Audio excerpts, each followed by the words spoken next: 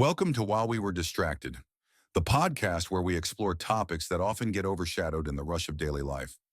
We had a lot of you reach out asking for some clarity on this massive, almost invisible shift happening in global finance. It really is invisible to most people. Right. We're talking about the plumbing, Yeah. the infrastructure under every single cross-border payment you make. Exactly. And look, this isn't just some routine IT upgrade. This is the entire financial industry trying to modernize its foundational language for the first time in decades. So today, we are doing a deep dive into ISO 2022. Our sources are all calling it the new language of global payments. That's a pretty good description. Okay, so let's unpack this immediately. For anyone listening who just sees a wire go out and a confirmation come in, what exactly is ISO 2022? At its core, ISO 2022 is a global open financial messaging standard. Open, so not owned by any one company. Right. It's overseen by the International Organization for Standardization, which is, where the ISO part of the name comes from. Yeah. What really makes it a game changer is that it's based on a common business dictionary. It unifies all these fragmented standards. So it's getting everyone to speak the same language. A very modern language using XML technology. Yeah.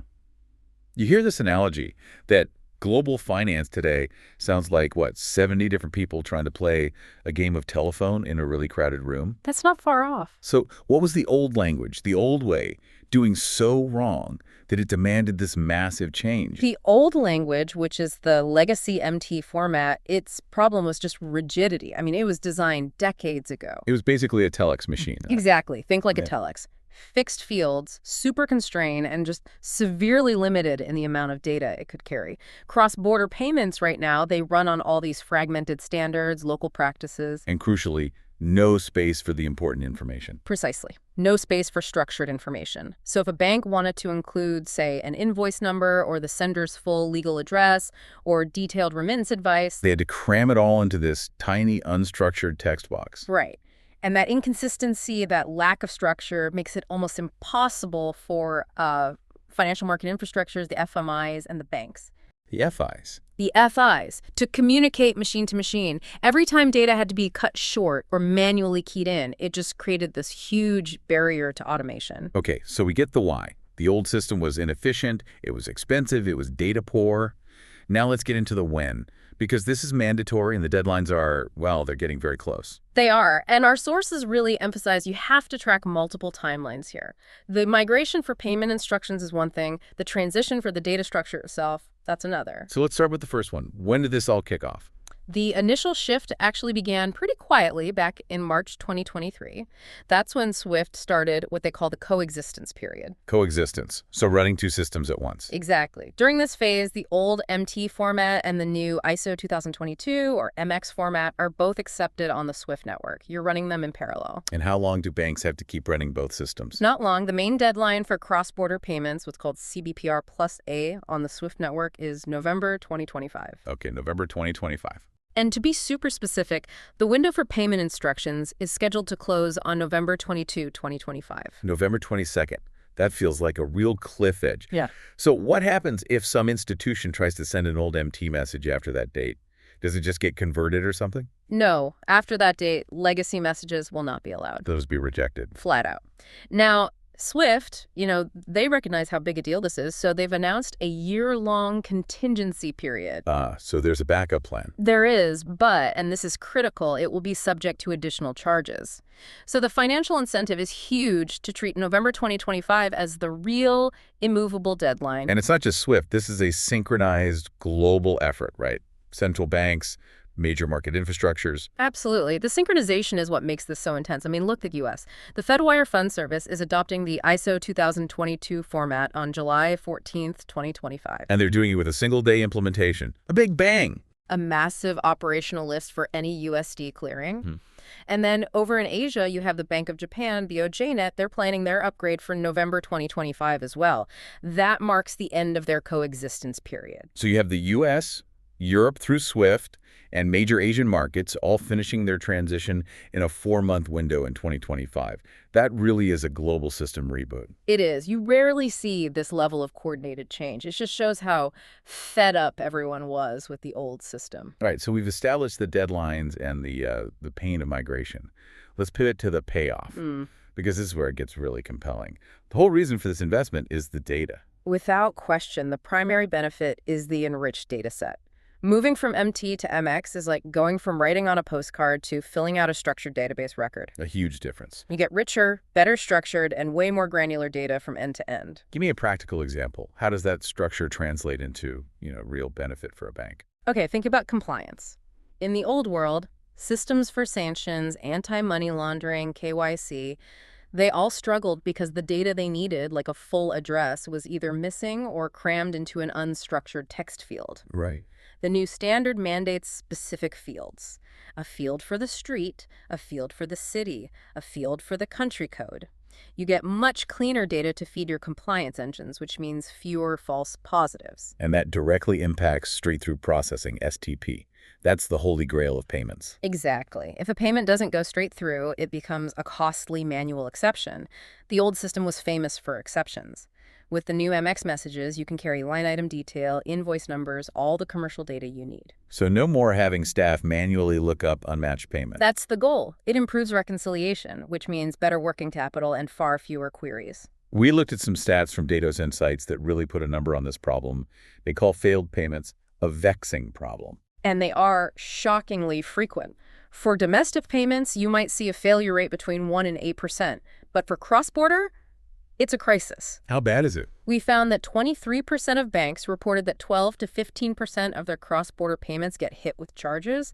And even worse, 18% of banks said this happens more than a quarter of the time. Hold on. More than 25% of the time. A quarter of all cross-border payments are either failing or incurring extra charges. That's an astronomical figure. It is. What was the specific friction point causing that? Was it just data loss? It was overwhelmingly data loss and truncation. Think about it. The old system forced you to put all this complex commercial data, purpose of payment, invoice details, into tiny 140-character fields. So if it hits an intermediary bank that needs a different format, the process breaks immediately. Staff have to step in, investigate, call the sending bank, fix the error. That manual intervention, they call it a repair, is what costs money and causes the delay. so the enriched data literally eliminates that manual repair step. Yeah. And that costs real money. Big money. The industry estimates that just customer attrition, customers leaving because of bad payment performance, costs 45% of banks between $1 and $5 million a year. Wow. So when you see that 72% of banks are already reporting higher STP rates from the early migration, you see the direct ROI. This is about keeping your customers happy. Okay, that's the carrot. Now let's talk about the stick, or maybe the next major headache. Structured addresses. This seems to be a huge compliance hurdle. It's the ultimate test of readiness. It's one thing to say you want rich data. It's another to actually produce it when your client databases are full of unstructured free text. And there's another hard deadline for this specific part, right? Correct. SWIFT customers have to complete a mandatory transition away from unstructured postal addresses by November 2026. November 2026. Yep, tied to their standard release 2026. After that date, only fully structured or hybrid addresses will be allowed. The key thing is the mandatory presence of town and country fields in the main payment messages. Why is this one thing, the address, so hard for banks to fix? You'd think updating a database would be straightforward. Because address standards are wildly different across 200 countries. For decades, banks just copied whatever their clients gave them into a couple long text fields. Now they have to go back through all that historical, messy data, parse it, identify the town, the country, the postal code, and put it into specific subfields. Doing that for millions of clients sounds almost impossible with normal tools. It is, but this is where it gets really interesting. Swift is actually stepping in with an AI solution. An AI solution from Swift. This is truly groundbreaking. They recognize this was a universal challenge, so they're offering an open-source, NLP-based AI software solution. Open source and free of charge. Free of charge to the entire community, FSIs, vendors, everyone. That's a huge deal. What is this AI actually designed to do? Its sole purpose is to infer structured data, specifically town and country, from all that messy legacy address content in client databases. And it doesn't just guess. It gives you outputs with confidence scores and resolution options to help with the data cleansing. And when is this available? They're planning for November 2025, just in time for banks to start working on that 2026 address mandate. For our listeners who love the technical details, how do they train a global AI model on sensitive address data without using actual customer data. Ah, that's the really clever part. The model was trained exclusively on synthetic data, not real personal data. So they just made up addresses? In a way, Swift used templates that reflect address structures from over 200 countries. The model itself is built around something called a conditional random field, a CRF, which is a probabilistic model. It's really good at extracting specific bits of information from free text. So it's a universal translator for addresses. That's a good way to put it. And that ensures the global interoperability that this whole project is about. It's a huge lift for the community. Okay, so we had the deadlines. November 25 for instructions, November 26 for addresses. Let's wrap up by talking about readiness. Despite the benefits, despite the AI assist, what gaps do banks still face? The single biggest hurdle is internal infrastructure integration. This isn't just about updating a Swift message format. Our sources say banks are being forced to, and I'm quoting here, completely replumb the back office and replace legacy infrastructure that has been in place for decades. When you say replumbing, are you talking about cost, time, or risk? All three. But the operational risk is key. Think about it. What happens if a bank upgrades its payment system to send this rich MX data, but its downstream systems, like customer reporting or its general ledger, can't accept it? You create a bottleneck. Yeah. And your STP rates, the very thing you were trying to improve, they suddenly drop. Exactly. Because now staff have to manually pull data out of the rich message to feed the old system that can't handle it. You have to make sure all systems, front to back, are compliant. And the reality is still so manual. We saw a statistic that 65% of banks still rely on manual processing today. Yeah, and ISO 2022 doesn't magically eliminate human error. So how does it help? It limits the type of error. The new standard guarantees consistency and completeness. You always know where the town field is, and that it has to have a country code. Now, if a client types in the wrong town, the system can't know that. It can't fix inaccuracy. But at least the data is structured consistently. Precisely. It makes it more usable and makes future automation and quality control, using tools like that AI we just discussed, much easier to deploy. A crucial distinction.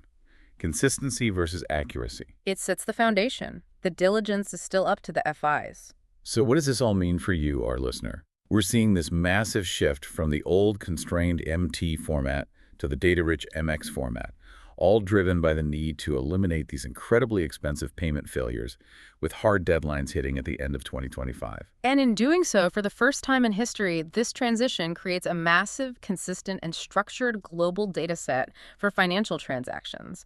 And we're already seeing Swift use AI to help clean it up. Which leads us to a really fascinating final thought.